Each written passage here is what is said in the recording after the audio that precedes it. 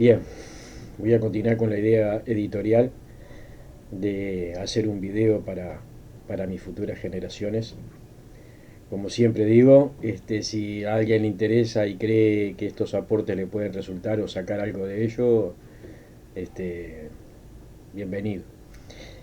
Y si despierta en alguien que escuche esto el interés y el deseo de dejar sus propias impresiones para las generaciones futuras, ya cuando todos los que habitamos hoy en el planeta nos transformemos en ancestros, no deja de ser muy interesante. ¿Cómo no, nos gustaría hoy, al menos a mí, escuchar las opiniones que tuvieron mi abuelo, mi bisabuelo, mi tatarabuelo sobre la realidad que les tocó vivir en su tiempo, ¿no? Para mí sería algo maravilloso.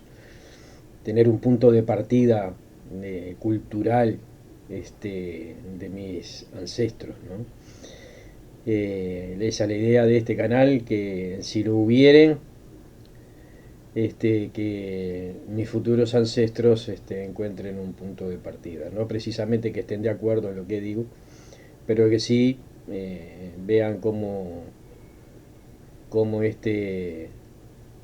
hoy presente, mañana desaparecido, veía el mundo.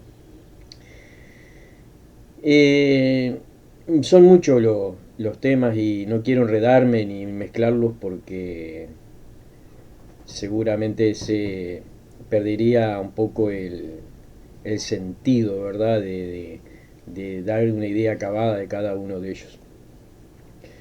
Hoy me gustaría hablarles de, de religión, de metafísica. En Uruguay es todo un tema. En Uruguay es todo un tema porque vivimos en un país laico. No es un laicismo compulsivo ese que niega las religiones como lo era la Unión Soviética, ¿no? Que prohibía las religiones. Eso ya era un laicismo compulsivo. En Uruguay vivimos desde hace más de un siglo en un laicismo académico. Poco más de un siglo en realidad, porque fue eh, José Valle y Ordóñez quien quitó, ¿verdad?, a la Iglesia Católica del Estado.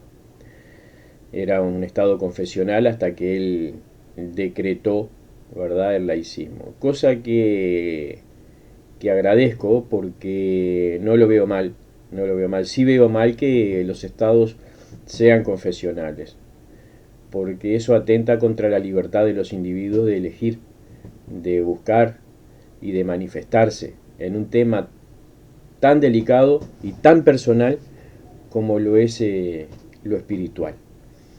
En Uruguay ese laicismo ha hecho de que se cayeran aquellos dioses, aquel dios católico, y asomaran otros dioses.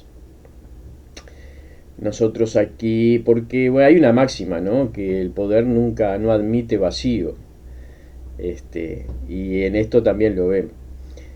Eh, Aquí tenemos dos dioses. Uno es la diosa laicidad, y femeninas aparte, ¿no? La diosa laicidad y la diosa razón. Este, para hablar de Dios en Uruguay es mucho peor que en cualquier otro país. ¿Por qué? Porque en cualquier otro país donde hay descreimiento, donde ya sea por las distintas actividades religiosas y sus personas, la gente descree de Dios y bueno, en Uruguay ahí sería empezar de cero. En Uruguay hay que empezar de -10. Entonces voy a tratar de hacer ese recorrido. Primero me voy a debatir con la diosa razón y luego llegaré a explicar un poco la interpretación que tengo de lo que es Dios, ¿no? De la diosa razón, decir que no solo que no explica todo, sino que una vez que entramos a profundizar en el proceso de racionalizarlo todo, vemos que nos explica muy pocas cosas, prácticamente ninguna, o las explicaciones que se obtienen son pero muy superficiales de todas las cosas. Nunca la razón llega a profundizar. Y eso tiene un motivo lógico, un motivo obvio, que es el de que la razón está muy limitada, como para dar respuestas concisas y contundentes sobre los temas más que nada de orden espiritual. ¿Y por qué? En realidad, incluso sobre los temas científicos, la razón puede explicar pocas cosas. Empezando porque la razón no se puede explicar a sí misma.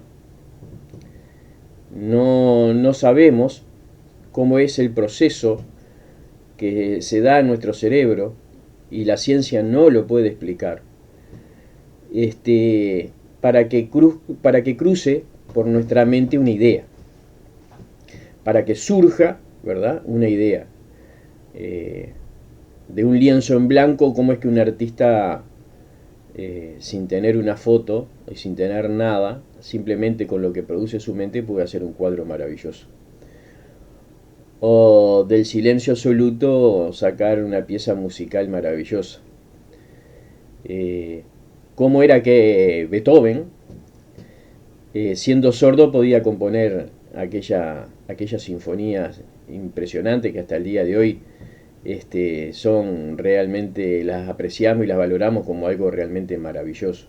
Un hombre que era sordo, que no escuchaba sonidos. Sin embargo, con un conocimiento de música y de partituras y, bueno, obviamente de lo que es un pentagrama musical, con eso, él podía crear música, pero creaba de la nada absoluta. No era que tomaba una idea u otra y hacía un refrito de distintas ideas, que es lo que más común se ve en la música, ¿no?, en los compositores. De la nada absoluta él sacaba. ¿Y cómo es que el cerebro puede producir eso? Bueno, eso es algo que la ciencia no puede explicar, no sabe explicar. La ciencia a lo sumo podrá decir, bueno, que las neuronas se mueven de forma eléctrica, que se contactan unas con otras, pero no sabe decir, e incluso hasta puede decir en qué lugar del cerebro se producen las ideas, las emociones, en fin, etcétera. Hasta ahí puede decir, pero no puede decir cómo se produce una idea. Entonces, ahí tenemos un problema con la razón, que la razón no se explica a sí misma. ¿Cómo es que un proceso de conjunto de ideas nos lleva a tomar una postura, una posición ideológica diferente o disidente o que acompaña la idea? O sea, hay un proceso, ¿verdad?, que se da en nosotros, que nos lleva a tomar esas ideas. No así, obviamente, en los casos de las personas que son como, sus cabezas son como un termo, donde se produce, el termo tiene la condición de que el líquido que uno pone ahí lo saca tal como lo puso, porque el termo por sí mismo no tiene ninguna capacidad de modificar un contenido. O sea que, y me refiero a cabeza de termo, esas personas que ingresan ideas y sin procesarlas las vuelcan sin analizar mucho lo que hacen. Pero hablando de las personas que sí piensan, no pueden explicar por qué piensan, cómo se produce el pensamiento. ¿Y qué es lo que sucede con la razón? Que la razón es alimentada, ¿verdad?, por los sentidos, ¿no? Los sentidos más la matemática, que sería como el sexto sentido. Sobre sabores podemos, nuestra mente, nuestra razón, lo que somos capaces de saborear. Con nuestra vista lo mismo, con nuestro oído lo mismo, con nuestro tacto lo mismo. No podemos ir mucho más allá de lo que nuestro sentido nos dicen, salvo las matemáticas. Creo que esto ya lo expresé en otro video, pero lo voy a volver a reiterar. Hay sonidos de baja frecuencia y de alta frecuencia que nuestro oído no escucha. Hay espectros de luz que nuestra vista no capta. Al tacto no percibimos la realidad física de lo que tocamos, porque a nivel atómico todo es diferente, entonces el tacto también es muy limitado. Aún nuestros sabores, nuestra capacidad de percibir sabores, es también muy limitada. Y ese es el, el, el alimento que recibe la razón, ¿verdad? Estos son los aspectos que ilustran a la razón, ¿verdad? De forma empírica, de forma pragmática, de decir, bueno, cierro los ojos y lo que pongo en la boca tiene gusto a manzana, es una manzana. Pero no podríamos ir más allá de lo que ellos experimentan. Entonces nuestra razón está limitada a ese conocimiento que da nuestro sentido. Más la matemática. La matemática en su imperfección, ya lo decía también la otra vez, que por más que nos quieran convencer de que la matemática es perfecta, no lo es. Porque no se puede dividir, por ejemplo, 10 entre 3 y obtener un resultado justo, exacto. Entonces la matemática, los resultados finales de la matemática evidentemente tienen un margen de error. No son exactos, no son exactos. O en algunos casos nos pueden parecer exactos porque es el resultado exacto que conocemos, no conocemos uno más exacto. Creo que la computación cuántica viene a resolver un poco esos problemas, ¿no? Y bueno, y de eso se alimenta la razón. ¿Y qué es lo que suele hacer la razón cuando ve un problema con el que convive pero que no puede analizar, como es el de la propia razón? Y bueno, hace un salto y sigo, ¿no? O sea, yo no sé cómo razono, pero razono. Entonces sigo razonando, me despreocupo de cómo es que se produce y bueno, de alguna forma que no puedo explicar se produce, pero no puedo negar que se produce. Bueno, ese es el salto y sigo, ¿no? O sea, no queda en la profundidad del examen. Entonces, la razón que no puede explicar, yo diría, la mayoría de las cosas que nos rodean, se vale mucho de la ciencia y de la pseudociencia. La pseudociencia, que es la que le dice, ¿verdad?, al público, que procura encontrar respuestas que por sí solo no llega, le dice al público qué es lo que está bien y qué es lo que está mal. Aunque muy probablemente pasado un tiempo le diga otra cosa sobre lo que le había dicho y la gente vuelve a hacer el salto y sigo, incorporo esto, descarto aquello, sigo de para adelante. Y ahí va la razón a los tumbos, creyendo que puede explicar todas las cosas y no puede explicar todas las cosas. El mundo espiritual, para ya caer más en el tema de lo que es la espiritualidad, es algo, ¿verdad?, que percibe nuestra mente, nuestra razón de que existe, en algunos casos, en otros no, en otros más materialistas se niegan la posibilidad de dudar, ¿verdad?, de esto y incorporar una nueva idea, un nuevo enfoque. Pero hoy, por ejemplo, basados en la física cuántica, donde se ve que las partículas de energía de las que estamos hechos, las que nos rodean, las que nos afectan directamente, viven en una dimensión diferente,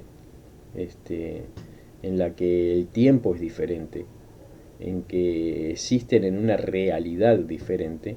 La física cuántica viene a dar respuesta a muchas cosas que no entendíamos, incluso a plantear preguntas que antes no concebíamos hacer. Lo que sucede es que esas partículas cuánticas creo que son como el portal para el conocimiento de lo que hasta ahora desconocía. Mire, le hago un caso. Una de las cosas que se hicieron, se tomó creo que fue un fotón, no sé si fue un fotón o un electrón, una partícula de energía, en Inglaterra esa partícula de energía se dividió, esa división se quedó una en Inglaterra y otra se trasladó a Rusia o a Europa, creo que Europa, al continente europeo. Y cuando se le hizo una prueba a la que quedó en Inglaterra, la que estaba en Europa reaccionaba de forma inmediata, exactamente igual que la otra. O sea, ¿qué sucedió allí? Que en realidad no se separó, seguía siendo la misma. Entonces descubren estos físicos cuánticos que la realidad en la física cuántica es totalmente diferente a la que conocemos en el mundo físico, en este mundo que nos es natural, que es el mundo de 3 dimensiones.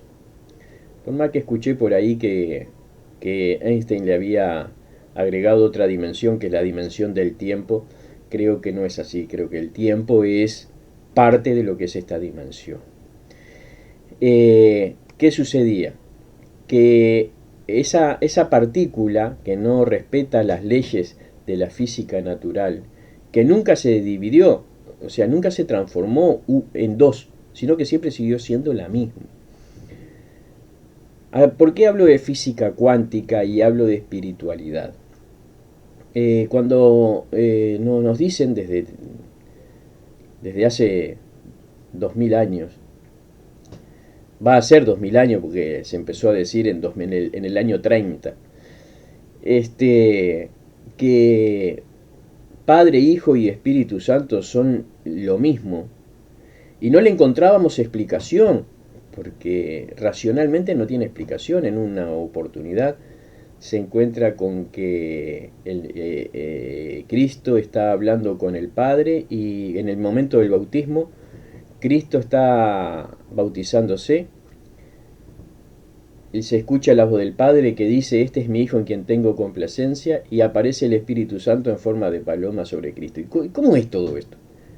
¿Cómo se entiende, verdad, que pueda suceder si son lo mismo, estén en 3 momentos diferentes o en 3 lugares diferentes a la vez?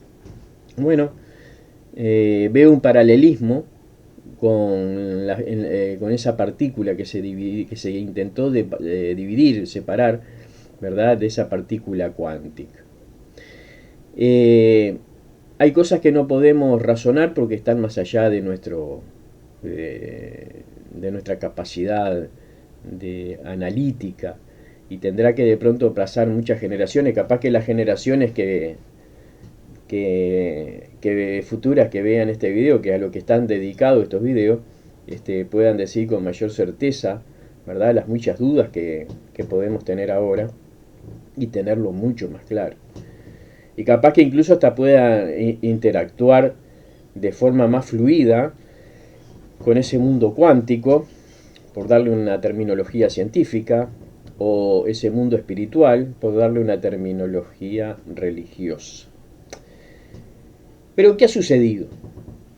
Que el laicismo en Uruguay tuvo sus razones para florecer y establecerse, y desarraigarlo va a ser muy difícil. Va a ser muy difícil porque los laicos, los que niegan que exista un gobierno sobrenatural sobre ellos, tienen muchas razones para negarse a esa realidad. Y las razones las dan los propios religiosos. Son los religiosos los que actúan de forma tal que sea un absurdo creer en Dios. Porque cuando uno ve las cosas que hacen, por ejemplo, los cristianos en tiempo de la Inquisición en el nombre de Dios, bueno, eso no es como para creer en Dios. Cuando vemos los yihadistas musulmanes que salen a degollar cristianos y dicen que lo hacen también en nombre de Alá, bueno. O cuando vemos ahora a los judíos destruir y destrozar a los palestinos porque lo hace en nombre de Elohim. Bueno, también, digo, realmente este tipo de cosas hacen que en un país que no existe una cultura religiosa sea muy difícil que una cultura religiosa se pueda arraigar, porque viendo todas esas cosas, ¿cómo es que Dios las permite? Porque el concepto de libre albedrío también está muy limitado en estos lares, ¿no? O sea que Dios no interrumpe, ¿verdad? La libre decisión de cada de cada una de las criaturas. Eh, entonces, por ahí vemos que la razón, eh, la diosa razón, que es la que gobierna, ¿verdad?, en la mente de los uruguayos, más la diosa laicidad, que es la que le da motivos a la razón para que se descrea de un poder sobrenatural que esté por encima de nosotros, tiene sus justificaciones. Después de haber andado en distintos lugares religiosos, recuerdo haberme entrevistado con una señora de origen francés que estaba acá en Montevideo, en la zona de Millán y Luis Alberto Herrera, en un templo brahmánico, que ahora es parte de un comercio, creo, la vivienda esa.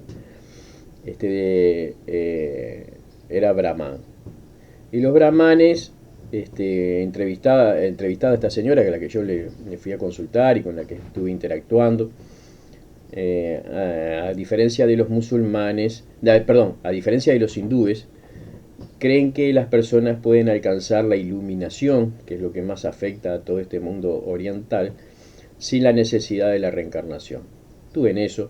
También estuve en templos umbandistas, estuve en iglesias católicas, en movimientos evangélicos, en fin, estuve en infinidad de lugares de los que tenemos accesos acá en Uruguay, en Montevideo, ¿no?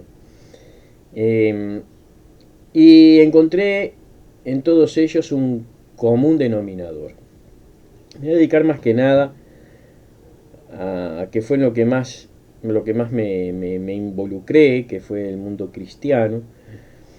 Los yogas también, estuve con el tema de la meditación, tienen unas cosas muy lindas, que nos podrían ayudar mucho a los cristianos a procesar mejor, ¿verdad? Con otra mente más despabilada y no tan atormentada y atoxigada con conclusiones teológicas.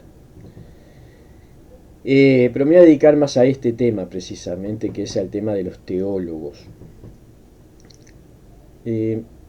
Para iniciar el tema de los teólogos, es preciso dividir, ¿verdad?, las aguas.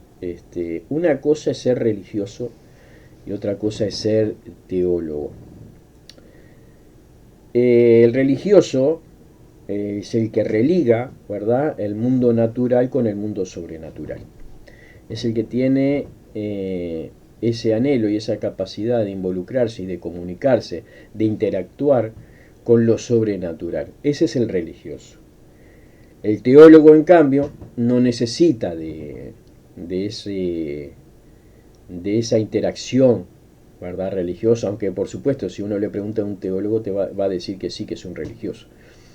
Pero realmente no lo necesita, porque su estructura de creencia está basada en los escritos, en la teología, ¿verdad?, en el estudio de Dios, ¿no?, que es en lo que está escrito. Ahora, lo que está escrito, ¿cómo llega a estar escrito? Bueno, llega a estar escrito, fue escrito por los religiosos. Son ellos los que en esa comunicación dejaron de forma oral y en otros casos también de forma escrita, ¿verdad?, ese conocimiento que se plasma en papel y que hoy, bueno, todas las religiones tienen su texto bíblico sagrado. Entonces vienen los teólogos que, basado en esos escritos, se sienten impregnados, muchos de ellos, en esa vida religiosa que no es tal. No es tal porque es la vida religiosa de otra persona, no es la propia, no es la vinculación propia con ese Dios o con ese mundo espiritual. Y ahí ya se empieza a distorsionar la cosa, ¿no? O sea, ahí empieza a haber variaciones, porque eso ya ahí pasa al mundo de la interpretación, no del conocimiento empírico del que lo escribió, sino que pasa al mundo de la interpretación. Y ahí vemos que existen infinidad, ¿verdad?, de dogmas cristianos. También existen muchos dogmas judíos, o sea, no es en el caso de los cristianos es abrumador, es cierto. En el caso de los judíos no es tanto, en el caso de los musulmanes también, este, entre suní y chií, y las muchas divisiones más que hay dentro de cada una de ellos, ¿no? El hinduismo también tiene su diferencia con el budismo y comparten cosas. Pero ¿qué es lo que sucede? A diferencia del budismo con el resto, ellos practican. Ellos están motivados no solo al estudio, sino a la práctica del- de la religión como si fuese un deporte, ¿no? En la India, por lo menos, que he entrado en muchos lugares, valiéndome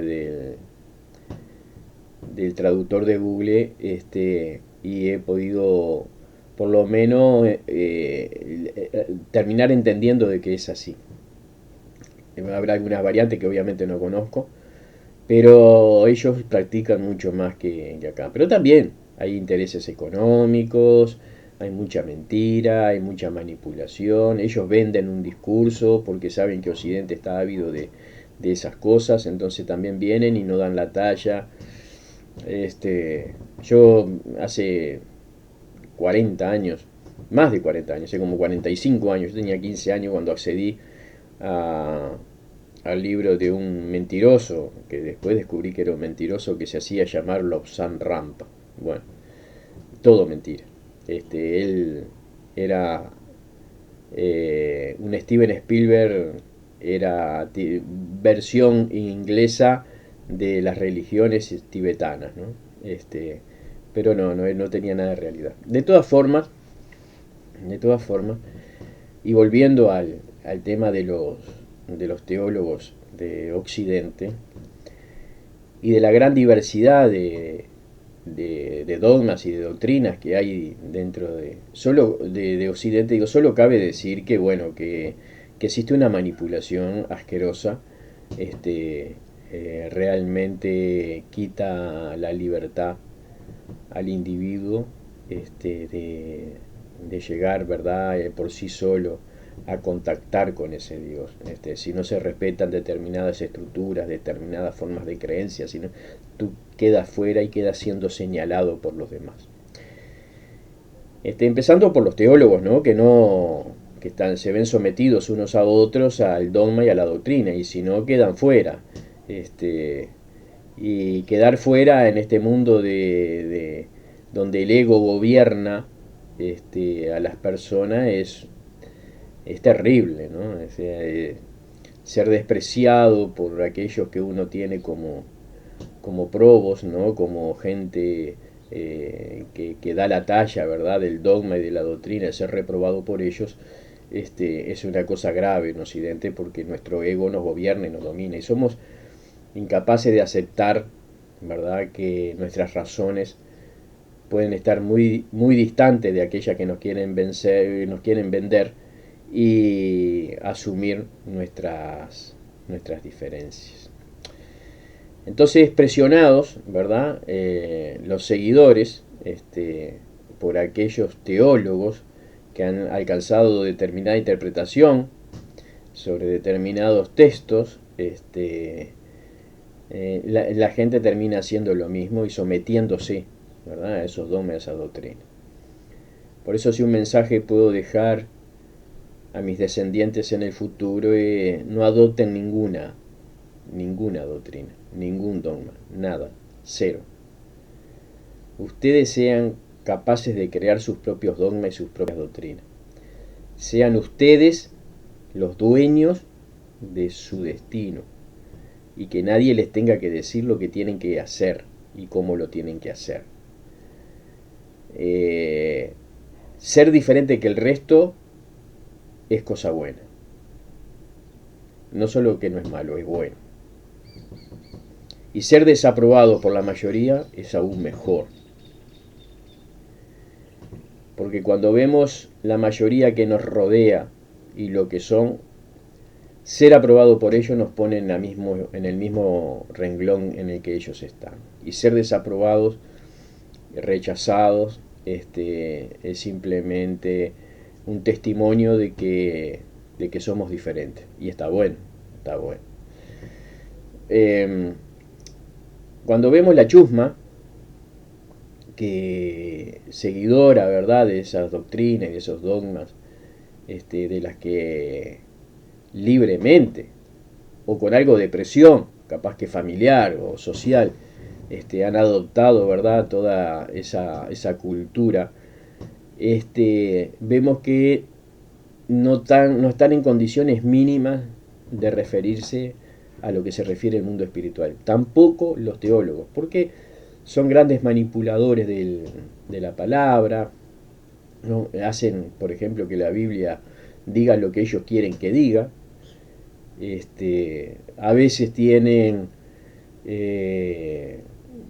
homilías, serían según los católicos, o sería, según los pastores evangélicos, el compartir de la palabra. Este, Muy interesantes, pero que son muy interesantes. Hay veces que dicen cosas que son muy interesantes, pero ¿cuál es el problema? No hay espíritu en ellos. No está el espíritu, por muy lindo que sea lo que digan, por muy interesante. ¿Y cómo sabemos que no está el espíritu ahí? Porque una vez que terminó el sermón o la homilía, nos encontramos con que estamos tan vacíos como antes de empezarlo a escuchar. Esa es la verdad. Esa es la gran verdad. Puede ser tan interesante como escucharlos como quien mira una novela o una película o algo que le resulte de su interés, pero que al final no deja, ¿verdad?, crecimiento en el espíritu, no alimenta el espíritu, no alimenta el alma, ¿verdad? O sea, puede ser que nos dé alguna razón, algún conocimiento, pero es más dogma, es más doctrina, es más de lo que ellos quieren que se impregne en nuestro conocimiento. Y el espíritu queda vacío, queda vacío. A veces he compartido con gente que he conocido que tiene esas dudas de la existencia de Dios, en fin, etcétera. Este ejemplo que les doy para que comprendan el pensamiento de Dios, para que analicen cómo Dios analiza, para que vean cómo Dios nos ve. Y la situación que planteo es la siguiente. Ver a una persona, a un hombre, en un contenedor de basura, revolviendo para obtener alimento. Eso acá es muy frecuente, es más. A veces está incluso la familia fuera del contenedor esperando que el padre saque algo. Y en esas situaciones,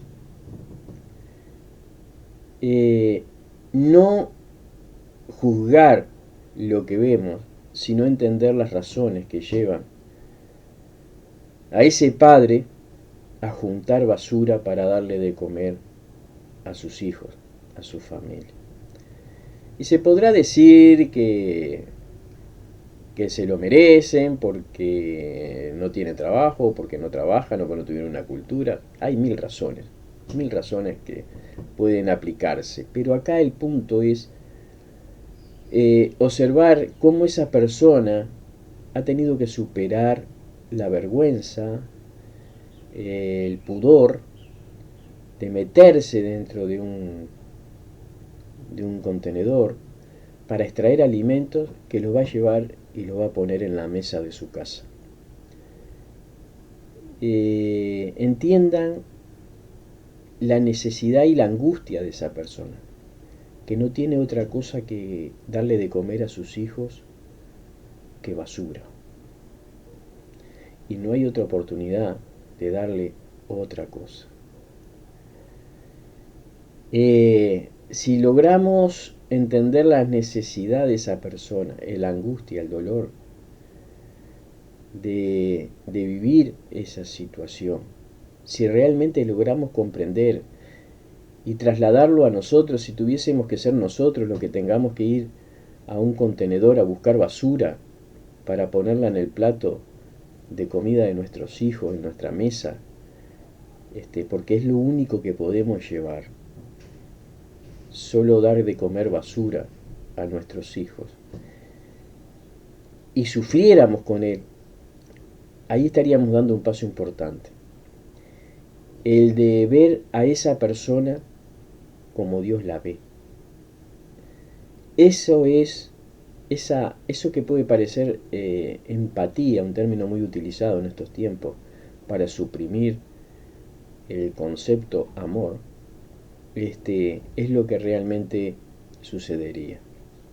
Estaríamos viendo al mundo a través de los ojos de Dios. Creo que esas experiencias, ese hecho del uruguayo promedio que un día mire hacia el techo y le diga: si exististe quiero conocer, si es verdad que estás en todos lados, déjame verte, déjame conocerte, de forma directa, esa necesidad genuina, no para destacar, porque no es esa la idea que hay que tener para acercarse a Dios, sino simplemente para tener la certeza de que Dios existe. Plantearse en un punto de la vida, en un momento de la vida, decir: bueno, si tanto me hablan y es cierto que exististe, quiero conocer. Y el que lo haga de corazón, en este tiempo que me toca vivir, o el que les toque vivir a ustedes, no tengan ninguna duda que van a tener respuesta. Porque al que lo golpea se le abre. Eso no tengan duda, nadie queda sin la respuesta de Dios. Que puede ser que la respuesta de Dios no sea la que nos agrada a nosotros, la que estamos esperando, también. Pero la respuesta de Dios es inequívoca. No tenemos absolutamente ninguna duda de que es Dios el que responde. Entonces, entender cuál es la situación que estamos y procurar avanzar más allá de nuestras limitaciones y de nuestra realidad a un mundo espiritual, solo puedo decir que depende de cada individuo. El tiempo y el momento en que lo haga depende siempre de él. O a no acercarse nunca, también depende de él. Siempre habrán razones para creer y para dudar de Dios. Pero siempre tenemos que saber que la razón, que nuestra razón, está llena de limitaciones. El próximo video que voy a hacer será referido a algo tan ¿cómo puedo explicarlo? A ver, tan deformado, tan distorsionado por la sociedad contemporánea. No quiero decir sociedad moderna porque dentro de 30 o 40 años se sentiría hasta medio ridículo. Así que me voy a referir a la sociedad que me toca vivir. Mi sociedad contemporánea, que es el amor. El amor está totalmente desvirtuado. Cualquier cosa es amor y realmente nada es amor. Así que sobre este tópico también voy a hacer un nuevo video. Bueno, un fuerte abrazo a todos. Este canal que es el canal del futuro, donde me dedico estos minutos a mis descendientes, para que lo vean cuando yo me haya transformado en un ancestro. O sea que allá en el futuro cuando lo vean, el día que lo vengan, que tengan una linda jornada y que tiren para adelante con mente propia y no se dejen invadir por nadie. Aunque nos manipulen el conocimiento, la información, la capacidad de decidir siempre es nuestra. Siempre es nuestra. No hay como limitar a una persona rebelde que ha sido capaz de tomar el control de su vida y de ser por sí mismo quien decida. La libertad es más importante que la vida. La libertad es más importante que la vida. ¿De qué sirve la vida si no somos libres? Y la libertad empieza acá adentro. Así que, bueno, un fuerte abrazo desde aquí, desde el pasado al futuro.